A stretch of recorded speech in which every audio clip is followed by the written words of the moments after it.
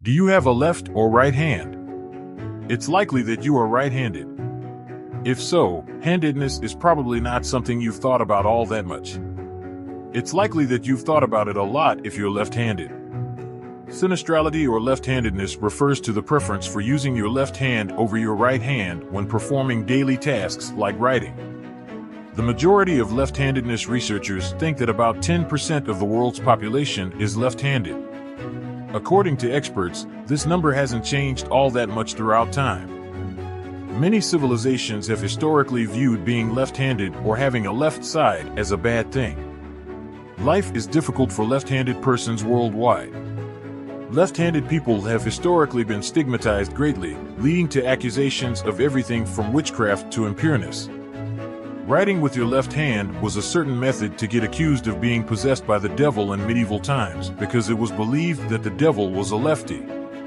Although attitudes towards left-handed people have gradually improved, there are still some unavoidable drawbacks to being left-handed. Using scissors is nearly impossible. Desks and spiral notebooks are a constant source of frustration, and some studies suggest that left-handed people may live shorter lives than right-handed people. Recently, a network of genes linked to handedness in humans has been discovered by a team of researchers, and their findings were published in the journal PLOS Genetics. Furthermore, they have connected this inclination to the emergence of asymmetry in the brain and body. In earlier research, the researchers noticed a relationship between handedness and the PCSK6 gene in dyslexic patients. Every gene has two copies, or alleles, which means that each gene has two potential mutation sites.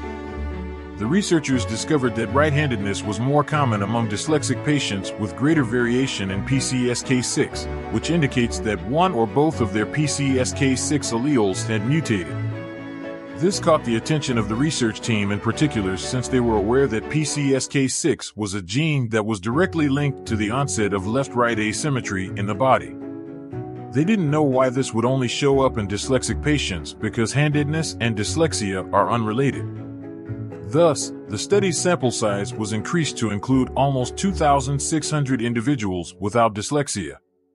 According to the study, PCSK6 is not the only factor that affects handedness in the general population. Other genes that also cause the body's left-right asymmetry were highly correlated with handedness. Similar to PCSK6, the number of mutations an allele experiences determines how much of an impact it has on handedness. Every gene is susceptible to mutation. Researchers hypothesize that the greater the number of mutations in one direction, i.e., towards right or left-handedness, the greater the likelihood that an individual will use that hand as their dominant hand. The idea provides the reasonable answer to a fundamental query: why hasn't left-handedness been driven out of the genetic pool if handedness is genetic and right-handedness is such a dominant trait? According to the research, handedness may actually be more complex than just dominant or recessive features, with a variety of genes potentially having important impacts. The fact that these genes are all related to the development of left-right asymmetry in the body and brain is particularly intriguing since it supports the idea that handedness and this symmetry develop simultaneously.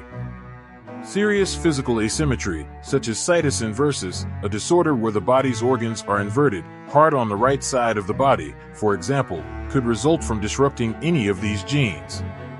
In mice, the disruption of PCSK6 led to severe abnormalities in the body placement of organs. People with situs inversus should favor one hand more frequently than the average population if physical asymmetry and handedness are related. Studies reveal that this isn't the case. Instead, the handedness split of the general population is mirrored in those with this condition. This leads the researchers to hypothesize that although handedness is definitely influenced by these genes, there may be other mechanisms in the body that compensate for handedness in the event of significant physiological asymmetries.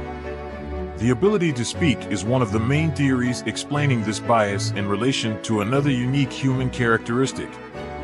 Similar to handedness, language capacity is divided across the hemispheres of the brain, indicating that handedness and language ability were both segregated at some point. Most people with left-sided dominant brains have left-sided dominant brain regions. These individuals are typically right-handed.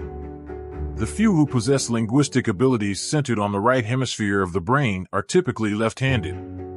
The lead author of the report and Oxford University PhD candidate William Brandler, however, isn't sure this theory has much merit because there isn't much evidence linking language to handedness in studies.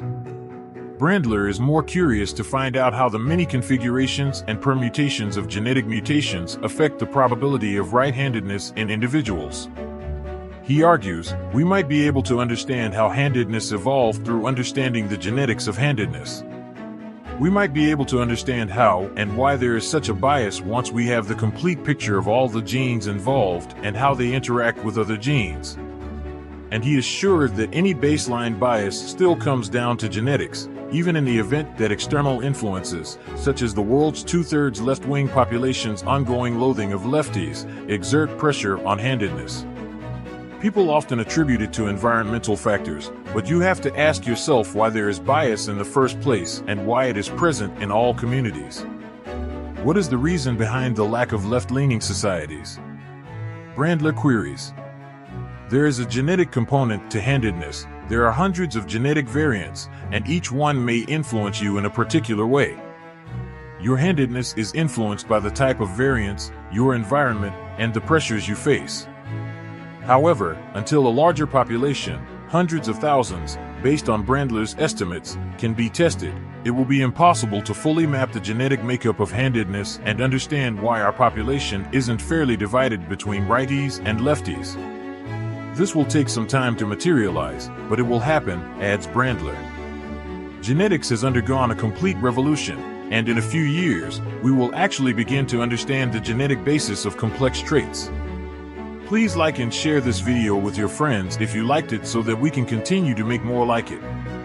Click the subscribe button and don't forget to click the notification bell for more videos just like this one. Don't forget to watch our other videos as well. I appreciate you seeing it.